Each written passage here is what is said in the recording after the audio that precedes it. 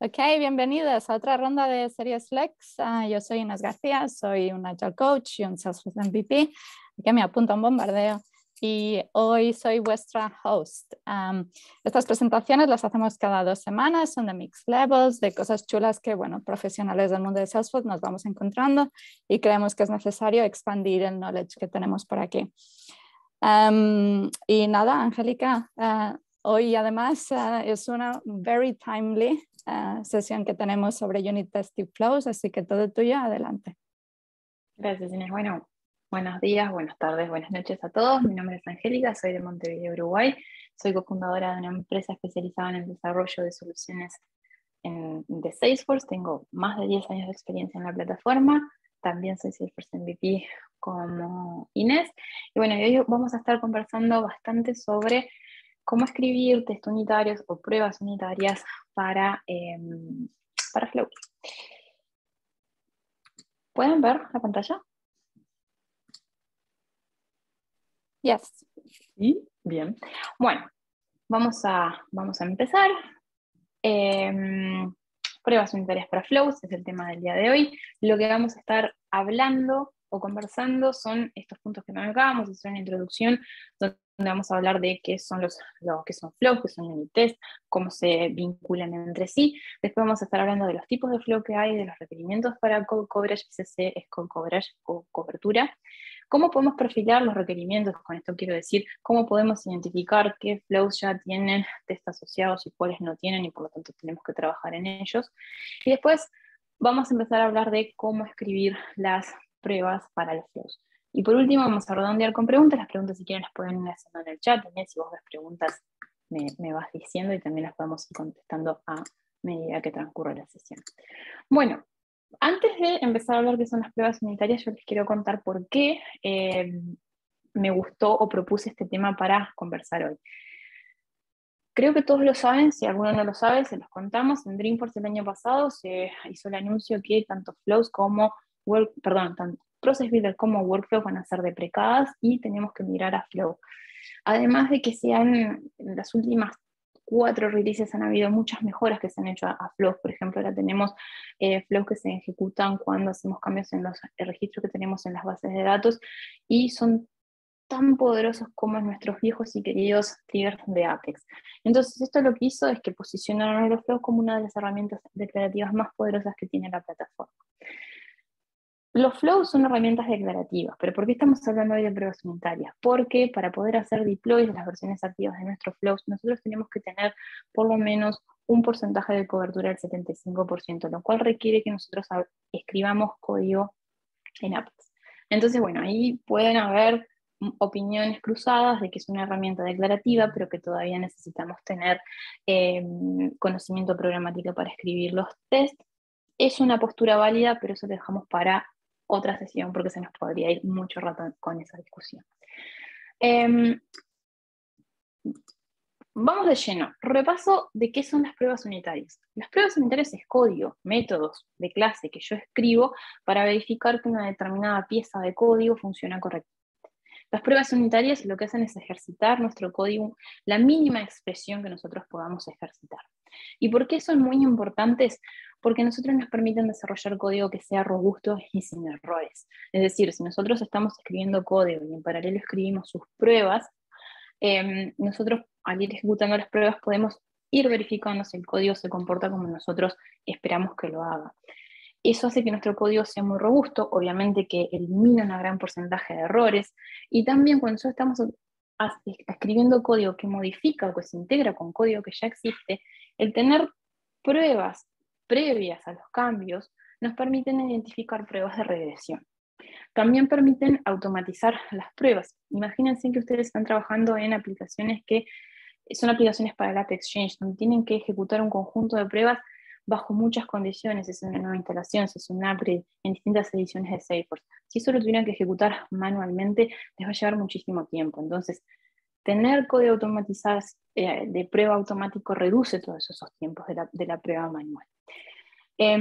También nos permite identificar errores de regresión causados por cambios o refactorizaciones de código en forma muy temprana. Cuanto antes identifiquemos un error, menos es el costo que se traslada al proyecto. Todo esto de vuelta hace que nuestro código sea más robusto, sea más confiable, sea más fácil de modificar, y todos esos son atributos que apuntan a la mejora de la calidad.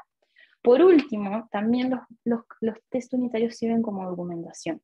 Si yo tengo que familiarizarme con un código que ya existe y que lamentablemente quizás no tenga documentado los requerimientos, yo puedo ver el código de mis tests y comprender de qué forma ese código se comparte. Por eso por eso sirve como documentación. Ahora, rápido, ¿qué es Flow Builder? De vuelta, es una herramienta que permite realizar la automatización declarativa de procesos de negocio. Cuando nosotros estamos trabajando con Flow Builder, generalmente no requieren conocimientos de programación, aunque hay algunas excepciones. Las excepciones son, necesitamos saber programar para escribir test unitarios, también necesitamos programar si queremos invocar clases de Apex desde alguno de mis flows, y a veces hay algunos elementos lógicos, yo que sé, iteraciones, que si tenés conocimientos de programación, con las iteraciones, las condiciones, estructuras de control, quizás algún conocimiento de programación te haga más fácil la curva de aprendizaje del flow. Pero en principio no necesitamos ser programadores para utilizar flow. Además, los flows se pueden categorizar en dos grandes categorías, los screen flows y los auto-launcher flows. Los screen flows son aquellos en los cuales yo presento al usuario una pantalla donde por lo general voy a querer capturar algún tipo de input de ese usuario, que me completen información, que me hagan clic en un botón, etc. Los otros, por el contrario, son procesos que se ejecutan detrás de bambalinas, en background, donde yo necesariamente no necesito el input de un usuario para que ese flow se ejecute, sino que responden a alguna acción que los hace ejecutarse. Ahora, de vuelta, ¿dónde está la relación entre las pruebas unitarias y los flows? Porque cuando voy a hacer deploy de flows activos deben de tener al menos un 75% de su código cubierto con pruebas unitarias. Para los flows, como dice acá, las pruebas unitarias ejecutan la versión activa, y cuando ese flujo no tiene una versión activa, se ejecuta la última versión. Esto capaz que ustedes dicen, pero si me estás hablando de que tengo que tener el 75% del código para el flow activo y ahora me estás hablando de que si no está activo necesito tener código para la última versión, resulta un poco confuso, esto viene de la documentación. Siempre escriban código para todos sus flujos. Bien, eso a modo de introducción. Ahora vamos a hablar de los tipos de flow y cuáles son los requerimientos de code coverage que nosotros tenemos que tener. Acá no está puesto, pero quiero recordarles que cuando ustedes quieren hacer un deploy a producción, no solamente un deploy de flow, sino un deploy que, por ejemplo, contenga elementos de Apex, ustedes tienen que tener como mínimo un 75% de cobertura. Ustedes me dirán, el 75% alcanza, ¿con eso es suficiente y no me tengo que preocupar? Siempre lo bueno es tratar de tener el mayor porcentaje de cobertura. Es decir, si tienen un 100% es lo ideal. A veces no es posible, a veces tampoco es bueno caer en el testing exhaustivo a la hora de escribir. Pero sí lo que ustedes tienen que tener en cuenta es que escriban test de calidad, no solamente que apunten a cubrir líneas de código a tontas y locas, sino que realmente cubran sus escenarios, los que tengan mayor prioridad, los que tengan mayor impacto, es decir, todos los que son los escenarios positivos y los escenarios alternativos que ustedes consideren necesarios. También esto tienen que tomar en cuenta de que si están escritos en bulk o no están escritos en bulk. Bien, no tomen ese número del 75% a rajatabla, por lo general cada lugar de trabajo, cada organización o empresa fija cuál es la buena práctica, 80, 85, 90, 95 y así van. Pero bueno, las pruebas unitarias, ustedes tienen que escribir test unitarios para todos los que son auto-launched flows. Para los que son screen flows, no necesitan escribir pruebas. Para todos los otros sí. Y van a ver que flujos que se autoejecutan hay de 4 tipos y hay algunas restricciones que se las voy a contar más adelante. De vuelta, los flujos autoejecutados no requieren de la interacción del usuario para ejecutarse. Y acá tenemos los 4 tipos que existen al día de hoy. Auto-launched flows, no trigger. Estos son los tipos de flows que se pueden llamar con una REST API, desde código Apex, desde un process builder, desde otro flow. Record trigger flows, aquellos que se ejecutan cuando nosotros hacemos acciones en la base de datos, es decir, inserto un registro, actualizo un registro, borro el registro, o cuando se insertan o actualizan registros en las bases de datos. Después tenemos platform events trigger flows y los schedule trigger flows, que son aquellos procesos que yo quiero ejecutar con una determinada periodicidad. Es decir, no sé, archivame registros todos los días a las 2 de la mañana, por ejemplo.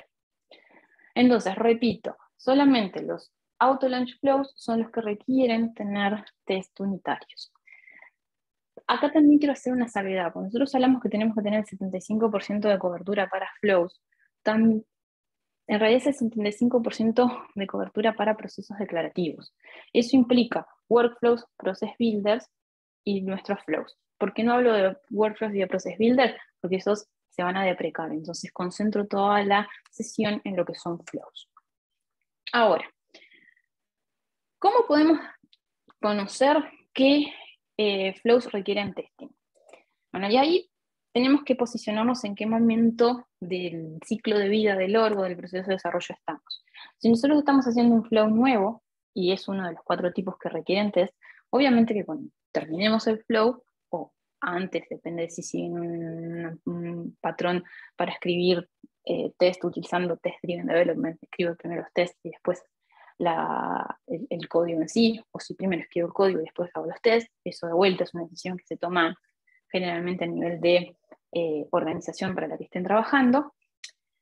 Pero bueno, ustedes cuando están haciendo desarrollo nuevo ya saben que tienen que escribir test, pero puede pasarles que estén trabajando con código legado, ya sea que lo tienen que modificar o que son nuevos en el org, y ahí puede pasar que intenten hacer un deploy de producción y se dan cuenta de que los procesos declarativos no tienen la cobertura suficiente. En ese caso ustedes tienen que utilizar herramientas que son básicamente Tooling API con consultas SQL para poder identificar cuáles son los flows que no tienen test asociados. ¿Bien? La Tooling API expone algunos objetos como pueden ser flow o como puede ser flow test coverage, ¿bien? Que son objetos que les guardan información sobre los resultados de las pruebas ejecutadas y las asocian a los flows, o mejor dicho, a la versión del flow que ustedes están testeando. Entonces, con consultas SQL, utilizando Tooling API, ustedes pueden llegar a esa información. Entonces, vamos a ver cuáles son los 3 pasos que ustedes tienen que saber para, por ejemplo, identificar cuál es su porcentaje de cobertura. El paso número 1, y esto lo leo porque es medio un trabalengua, es determinar el número de todas las versiones activas que tengan o no tengan cobertura de prueba y todas las versiones inactivas que son las últimas versiones y tienen cobertura de prueba. Esta parte de acá se desprende de lo que les comentaba cuando ustedes van a hacer un deploy y un flow activo, ejecuta los tests asociados a la versión que está activa y si el flow está inactivo, ejecuta la última versión de la cual se disponga. ¿Bien? Entonces acá nosotros tenemos que trabajar con 2 consultas, las pueden ejecutar, por ejemplo, desde la Developer Tool, solamente tienen que asegurarse de marcar que están usando Tooling API, es el checkbox que está debajo. Entonces acá básicamente cuentan cuántos flows que están activos, y esto acá lo que hacemos es, están activos pero no están presentes en la tabla donde yo guardo los resultados de mi cobertura de test. Eso quiere decir que no tienen test asociados. Y acá, en esta última pedacito acá, lo que hacemos es, sacamos de vuelta todas las versiones de flows, ¿no?, que sí tienen test asociado. Entonces, contamos, guardamos estos 2 resultados, los sumamos, y después, en el paso siguiente, lo que tengo que hacer es ejecuto todas las pruebas, ¿bien?, para determinar el número de todas las últimas versiones de flujo que tienen cobertura de prueba. Y después lo que tengo que hacer es un cociente, es decir, divido la suma anterior, esto que tengo acá, por el resultado de esta consulta, y eso me da el porcentaje de cobertura que yo tengo para mis procesos declarativos. Recuerden que cuando ustedes ejecutan estas consultas no estamos filtrando según el tipo de proceso declarativo. Entonces, en estos resultados les va a devolver Process Builder, Workflows y los Flows. Y yo acá les voy a ser honesta. Cuando yo corro en mi ambiente de producción estas consultas y después corro un deploy y veo el porcentaje que me arroja, siempre tengo una diferencia. Siempre el resultado que obtengo acá es mejor que el resultado que obtengo al correr los tests. Por ejemplo, me da que tengo un 80% de cobertura y en los tests me da que tengo un 76% de cobertura. Intuyo yo que puede ser por algún flow que exista en producción, que no están en los sandboxes, o que esté tomando en cuenta algún tipo de flow que yo no tomé en cuenta cuando hice mi análisis. Bien, y esto puede resultar muy engorroso de entender al principio, entonces les dejo el link este que está acá, que después cuando subimos el video los podemos compartir en el caption del video, para que lo lean y hay un ejemplo y puedan digerirlo. En sí parece razonamiento puro de matemáticas, nomás estamos calculando un porcentaje, pero acá está bien explicado y tiene un ejemplo y lo pueden ir replicando en algún orden donde ustedes tengan.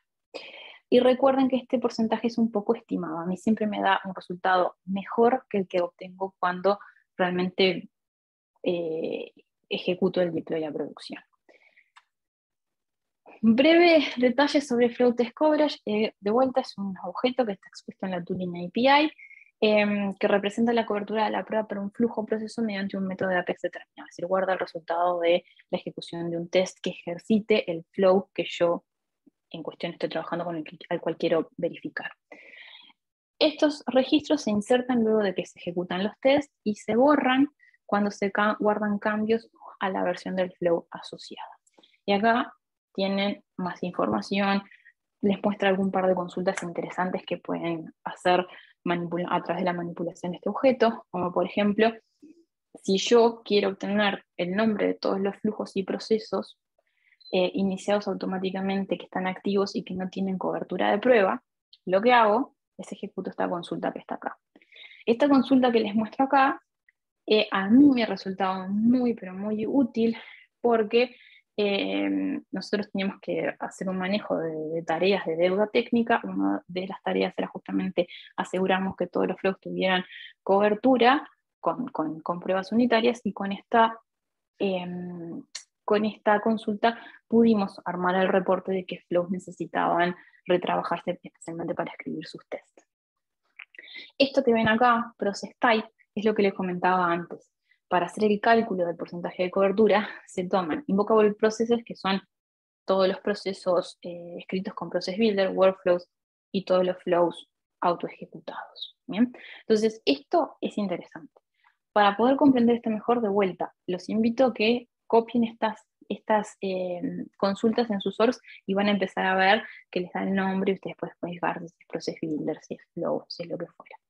Pero esto como puntapié inicial, sobre todo cuando tienen que trabajar con código legado y no saben si el test tiene, si el flow, perdón, tiene cobertura con test o no, esta es una muy buena forma de hacerlo.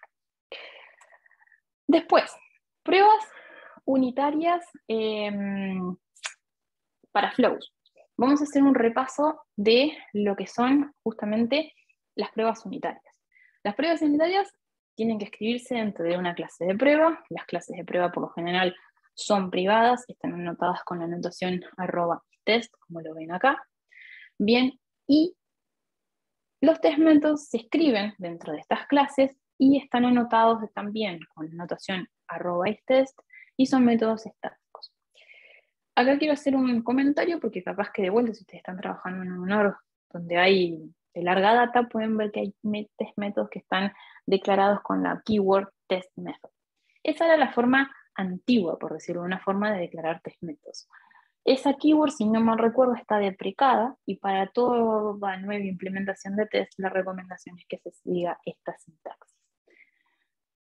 Otros comentarios, bueno, convención de nombre para las clases de test, siempre, que acá me quedó mal, pero lo ajusto, siempre se recomienda que sea el nombre de la clase terminada con la palabra test.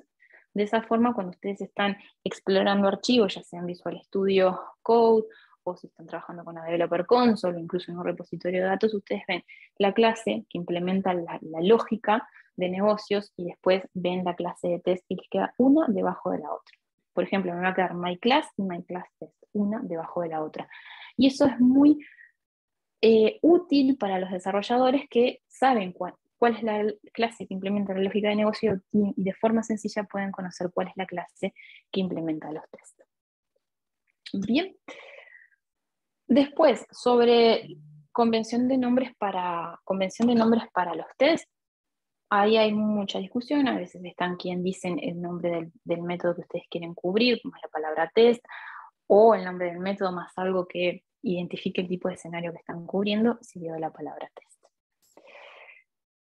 Quiero hacer énfasis en cuál es la estructura de una prueba unitaria. Las pruebas unitarias, el código tiene que ser fácil de leer, además tiene que ser fácil de escribir. Las pruebas unitarias, cuando ustedes empiezan a ver que comienzan a tener muchas líneas de código, es indicativo de que en realidad están testeando múltiples cosas a la vez. Entonces siempre la recomendación es que la estructura sea más bien de pocas líneas de código y que tenga 3 partes bien diferenciadas. Bien, guiándonos por el patrón del given, when, then, que ya tiene muchos otros nombres. Hay un libro que se llama Clean Code, o Código Limpio, está tanto en inglés como en español, que habla mucho de lo que es diseño y buenas prácticas de diseño en código en general, no es de Apex puntual, pero ahí explica muy bien el patrón y también habla de las características que tiene que tener los unit tests. ¿Pero qué nos dice este patrón? Que todo test debe estar estructurado en 3 secciones o en 3 regiones. La primera, que es given, básicamente donde nosotros creamos los datos, mocks o todos los artefactos que nosotros necesitamos para realizar la prueba. Una segunda sección, que es el when, donde nosotros invocamos el código que queremos probar. Y por último, el then, que es verificar que el comportamiento esperado se dé. Y acá quiero hacer una nota sobre la creación de datos. Cuando nosotros estamos trabajando con test unitarios en Apex, sí o sí nosotros tenemos que crear los datos que requiere nuestro test. No podemos confiar en información que exista en el OR. ¿Por qué? Porque de hacer eso, dependiendo del lugar o del momento o del usuario que ejecute el test, podemos obtener resultados dispares. Si la data que nosotros asumimos existe en el OR, efectivamente existe en el OR, ese test va a funcionar, pero si no existe, va a fallar, y en realidad no es que esté fallando porque la lógica no funciona, sino que falla porque nosotros partimos de un supuesto incorrecto de que la data iba a existir en el OR en donde estoy ejecutando el test. Entonces siempre creo los datos. Técnicas para la creación de los test métodos hay muchas, de vuelta, rápidamente. Podemos utilizar static resources, podemos utilizar test setup, podemos utilizar patrones de creación de datos que mezclen el builder con el factory, etcétera, etcétera, etcétera. Eso sería tema para otra sesión en particular, no me voy a adentrar en eso. ¿Cuál es mejor que la otra? Todas tienen pros, todas tienen cons, de vuelta, eso es, generalmente son prácticas que se definen a nivel de la organización donde nosotros trabajamos. Pero fundamental, creen los datos que necesiten en el test, ¿ok? Recuerden que los tests tienen que ser repetibles, no importa quién ejecuta el test o en qué orden ejecuta, el resultado siempre tiene que ser lo mismo. Eso también se vincula mucho con lo que es la creación de los datos de forma correcta en el test. Esto sobre la estructura de la prueba. Y ahora vamos a empezar a hablar de lo que son las pruebas para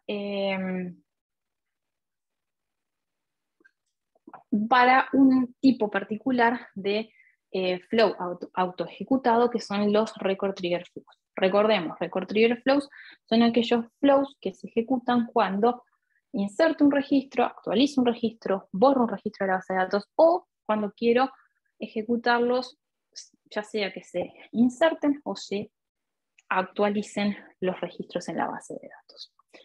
Entonces, acá lo que vamos a hacer es partir de la base de un flujo. Por ejemplo, tenemos un flujo que establece la fecha de cierre de un registro cuando su estado cambia de en curso a cerrado. ¿Bien? Es un flow que se va a ejecutar únicamente cuando que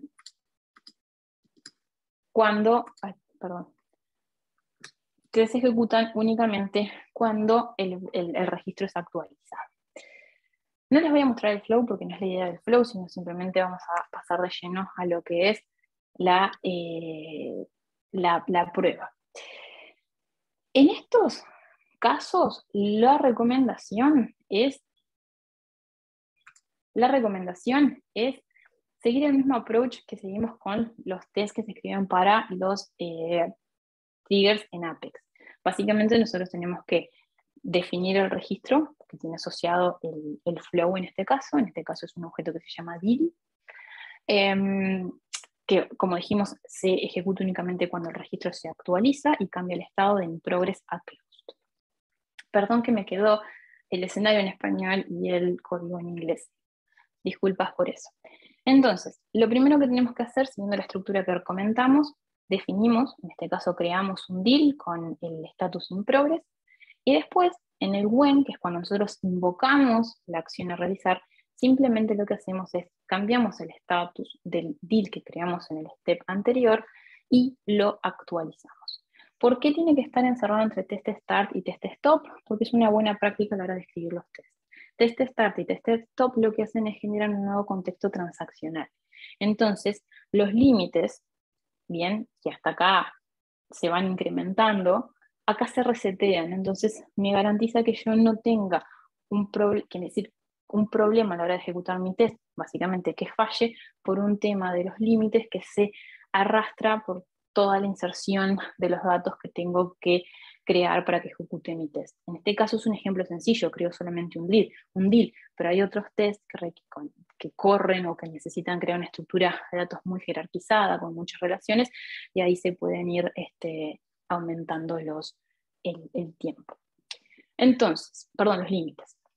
Entonces, siempre que voy a ejecutar mi código, el código que es objeto de mi prueba, siempre tiene que ir encerrado entre test start y test stop test.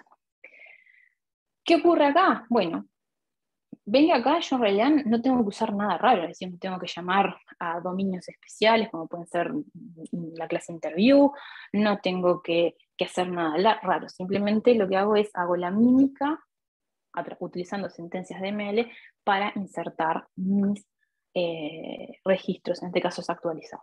Y después hago la verificación, es decir, me traigo el close date del DIL, y tiene que ser igual a la fecha de hoy, que es el momento en el que ejecuto el flow. Este es un ejemplo de un test para, de vuelta, ejecutar o probar un record trigger flow, y no uso nada raro, es decir, es el mismo approach, la misma metodología de trabajo que seguiría para un test con Apex. Ahora, ¿qué pasa para los auto-launched flows? Los no triggers, que son los flows que se ejecutan porque fueron invocados desde Apex, desde un process build, desde otro flow, desde una REST API, lo que fuera. Acá la cosa ya empieza a cambiar. Porque ¿qué pasa? Lo primero que tengo que hacer es definir un mapa cuyas claves son cadenas de caracteres y contienen objetos que representan las variables de entrada que puede o no tener mi flow. Hay flows que tienen variables de entrada y hay flows que no tienen. En todo caso, siempre tengo que definir este mapa. El ejemplo con el que vamos a estar trabajando es un flow, bien, que suma dos números y que se invoca, no sé, con una REST API. Entonces, lo primero que hago es en el given, defino este mapa. Este flow tiene dos variables de entrada, número A y número B, muy originales los nombres. Y lo que hago es, defino el mapa para guardar las variables de entrada con las que espera trabajar mi flow, y además les asigno un valor. En este caso son dos números, 2 y 3. Después, el otro paso que tengo que hacer en este caso es instanciar una instancia, valga la redundancia, de Flow Interview Calculator. ¿Okay? Esta es la clase que me permite a mí manipular los flows. Puedo instanciarlos, puedo manipular las variables de entrada y además puedo ejecutarlos. Ven que acá tiene un constructor, esta clase, que recibe como parámetro las variables que... me quedó mal el nombre, después lo arreglo. Recibe como parámetro el mapa con las variables. Bien, entonces, después tenemos en la parte del web, de vuelta entre test start y test stop, lo que tengo que invocar es el método start que está disponible para todos los flows. Y después hago un assert. Bien, en este assert lo que ocurre es que mi flow guarda el resultado de la suma en una variable que se llama result. Entonces acá escribo calculator flow.result, que es el nombre de la variable que guarda el resultado, y hago el assert. Si no quiero utilizar el dot notation, también puedo utilizar otro método que está disponible en la clase interview, que es get variable value, me parece, no me acuerdo de memoria, pero le pasas el nombre de la variable y te retorna el valor asociado a esa variable. Acá, a diferencia de del otro test que acabamos de ver, sí estamos utilizando artefactos que son particulares para manejar la interacción con el flow. Lo primero es definir el mapa para guardar las variables que espera el flow, y después con flow interview instanciamos ese flow y después lo podemos manipular. Entiéndase, le pasamos los valores que requiere el flow para operar, llamamos al start que invoca, efectivamente lo ejecuta, y después podemos recuperar los resultados. ¿Qué más? Por último, dos tipos más de flows. Tenemos los schedule trigger flows, que como dijimos, ejecutan procesos automáticos bien con una frecuencia dada. Y acá a mí me pasó algo interesante, capaz que algunos de ustedes tienen información y me lo pueden decir, pero en principio no podemos escribir test para cubrir este tipo de flow. Si ustedes lo hacen siguiendo el patrón que vimos recién, les tira esta hermosa excepción. Entonces, una alternativa que yo encontré es dividir mis schedule trigger flows en dos. Uno, encapsulo la lógica del flow, la que va a ejecutar en un auto-launcher no trigger flow, para ese escribo los test métodos, y después ese flow lo ejecuto como un subflow desde el schedule trigger flow. Bien, entonces el schedule trigger flow no lo voy a probar con unit test, pero el auto-launcher, que es el que tiene toda la lógica de negocios implementada, es el que voy a probar. Yo no encontré otra alternativa. Si ustedes conocen otra forma de testear, me avisan y lo vemos. Bienvenida a más conocimiento. Por último, el otro tipo de flow que tenemos son los Platform Event Trigger Flows.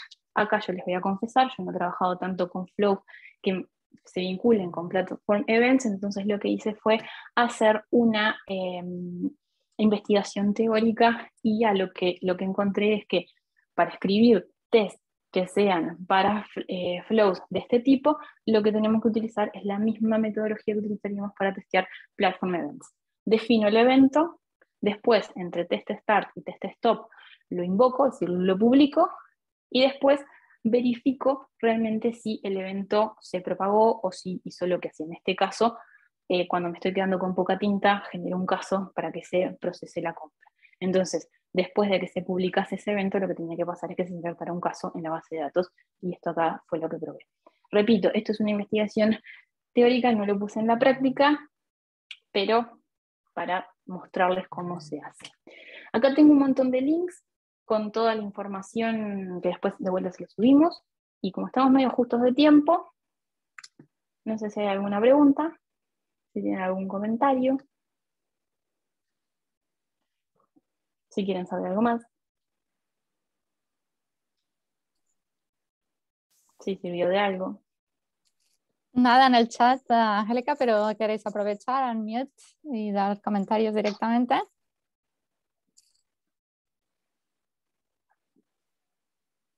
Muchísimas gracias, Angélica. Como siempre, además un tema súper relevant, y mi idea de schedule trigger flows, con lo que workarounds también always welcome.